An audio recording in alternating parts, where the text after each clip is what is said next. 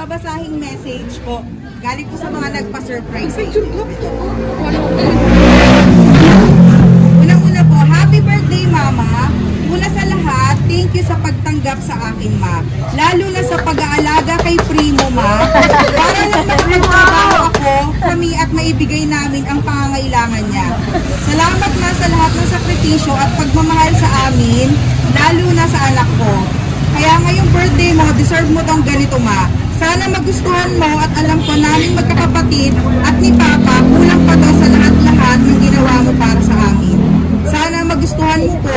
Masyado na akong madrama. Happy birthday po uli. We love you from Cheche. At naman meron pa po.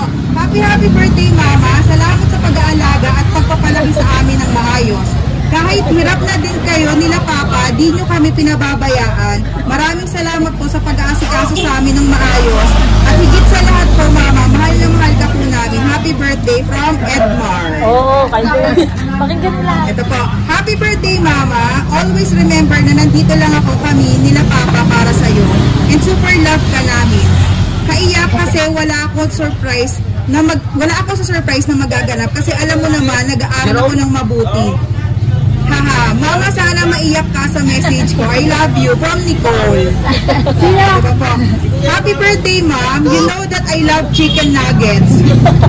Mag-ingat ka palagi, mahal ka namin at susumikapin namin makapagtapos na tatlo. Lagi lang tutulungan ng isa't isa at pasensya ka na kung pasaway kami. Minsan lagi mo tandaan,